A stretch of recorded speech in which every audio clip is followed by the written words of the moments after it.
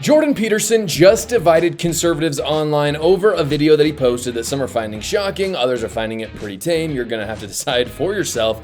In this video that I'm about to show you, Jordan Peterson gives a warning to conservatives. Essentially, he's saying that we may be doomed to follow the same path that progressives have followed with their craziness if we aren't careful. Here is that video. I think that virtualization has enabled the psychopaths. Without a doubt. Yeah, well, without a doubt. That's a terrible thing because the psychopathic types, they're always the death of everything. Like I'm seeing this come up on the right now. So imagine this. I've been working on a new theory of political psychopathology. And the problem is that 4 to 5% of the population, something like that, is cluster B, that's the DSM-5 terms, histrionic, narcissistic, antisocial, psychopathic, or they have dark tetrad traits. They're Machiavellian, they're sadistic. That's about 4%. Okay, so the question is, how do these people maneuver? And the answer is they go to where the power is and they adopt those ideas and they put themselves even on the forefront of that. Right. But the ideas are completely irrelevant. Right. All they're doing is they're the Pharisees. They're the modern version of the Pharisees. They're the people who use God's name in vain, right? As they proclaim moral virtue. Yes. Doesn't matter whether it's right or left or Christian or Jewish or Islam. They invade the idea space and then they use those ideas as false weapons to advance their narcissistic advantage. Yes. And so then you have the problem, and the right's going to face this more and more particularly, because the left had to face it when they were in powers. Yes. How do you identify the psychopathic parasites, 4% of the population, who are clothed in your clothing and waving your flags, but who are only in it for narcissistic benefit? So that video blew up the internet a bit. Everyone on X and YouTube is talking about it. By the way, guys, like and subscribe if you haven't already. And you're gonna have to tell me, how controversial do you really think that video was? Because for me, I just don't really see how controversial it was, even though everyone was saying it was. Peterson, basically what he's saying, he's done research on this, and again, this is his claim, not mine, but what he's saying is about 4% of the population is psychotic, they're leeches, they're bad actors. And so what he's saying is that if that's true for the general population, there is maybe 4% of the conservative movement that follows that prescription, that they're psychotic, they're crazy, they're not good actors, they're not true conservatives. And they're going to tear us down like the progressive movement has been torn down by crazy people with gender ideology and, racial woke crap. Because again, at one point in the progressive movement, about 4% of these people believe these things. And that 4% somehow brought this massive group of people together and convinced them that men could be women. I don't know how it happened, but I think it started with a much smaller subset of people than it is today. And what Jordan Peterson is saying is that could happen on the conservative side. And I just think that seems fairly uncontroversial. However, like I said, there have been some prominent voices that came out against Jordan Peterson. And the only thing that I can surmise from that is that those people felt called out in some sort of way from Jordan Peterson. And it's like this. Sometimes you're talking to people and you talk maybe about a certain kind of person that you don't really like, and then that person you're talking to gets defensive. It's like, I wasn't talking about you, dude. I was just saying, in general, there's probably people out there.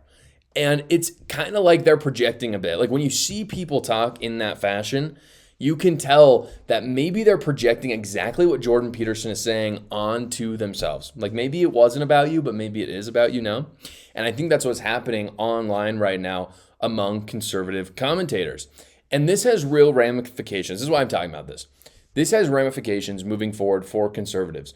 Because if we cannot acknowledge that there are crazies on our own side and that we need to weed them out, then we're going to end up with Harry Sisson or David Pakman in the conservative movement. And you don't want that. Nobody wants that at all. This is another clip I have to show you. This is of Jordan talking about that very thing that I just described. How do you identify the psychopathic pretenders? And it's even worse now. And then make a barrier, right? Now, the right was calling for the left to do that for decades. And they didn't, and they couldn't. And the left is not good at drawing barriers, partly temperamentally. The right is somewhat better, but there's no shortage of monstrosity there. And so then the question is, how do you draw the line? And that's kind of what I was, because I've been watching these right-wing They're not right wing. These psychopathic types manipulate the edge of the conservative movement for their own gain. Right. And a lot of that's cloaked in anti-Semitic guise. There's plenty of anti-Semitism on the left too, by the way. So it's not unique to the right. Well, but particularly now. yes, particularly now. Right. So it seemed to me that the conservative movement then has a tough dichotomy to juggle. On one hand, you have to be inclusive, and the reason why Trump has been so successful is because he has been inclusive. You got to broaden the coalition in order to win elections. You saw that a ton at the RNC back in like August, I think it was. You had Hulk Hogan, you had all these people, like reformed, porn stars, things like that, things that conservatives wouldn't have really been associated with. But you want to be somewhat inclusive because you want to show, hey, we're a party, we want to win elections, well, we're not elitist like Democrats, I understand all of that. But on the other hand, you do have to draw lines. And what Peterson is saying is that if we don't draw lines, then maybe you include people who aren't conservative at all. And that's my biggest concern. The problem with the conservative movement is that if it's not conservative, it's not the conservative movement. It just disintegrates. And I think Jordan Peterson's spot on with that. All the people out there who are most upset about Peterson saying there are psychos are not only the psychos, I think they are the psychos, but they tend to not be that conservative either if you really look at what they believe. I think it's a timely warning. I'm glad he talked about it. I think anyone who's offended by what he said are probably the exact psychos that he's talking about. Continuing on with the news, guys, the Trump administration had a huge announcement this week. Trump is looking in to giving every couple $5,000 to have a kid. And I want to talk about the pros and cons of this because it's a fascinating, very interesting policy. But first, I want to give some brief context on all of this as to why I think he even brought it up in the first place. The replacement rate right now is 2.1. That's what it is in a population, meaning you have to have 2.1 babies per couple to maintain your population.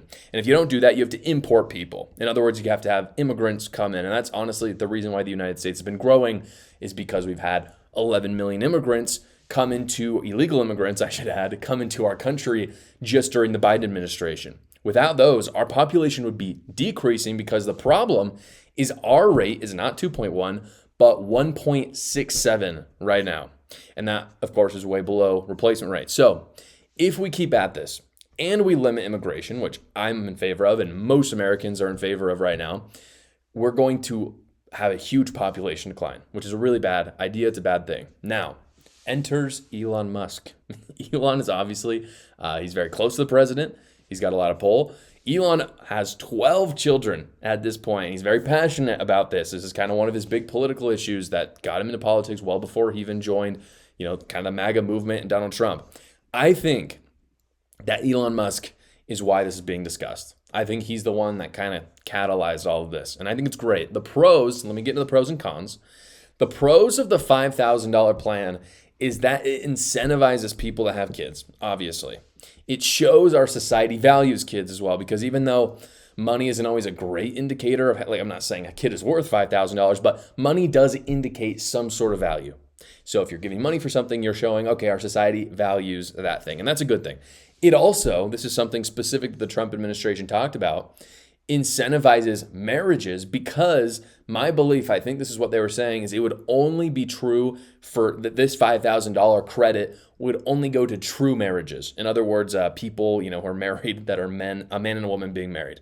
So same-sex marriage, I say that in quotations because that's not marriage, but in any case, it is legally now, unfortunately. That would not be included in this. And that's really good. That's a great thing. The cons, on the other hand, I think outweigh the pros, and I'll talk about why. The biggest con for me is that, well, maybe not the biggest. It's one of the biggest. It's that it obviously grows government spending. 5,000 is a lot of money. And I think the biggest problem, I would say, apart from that, is it gets the message of kids completely wrong.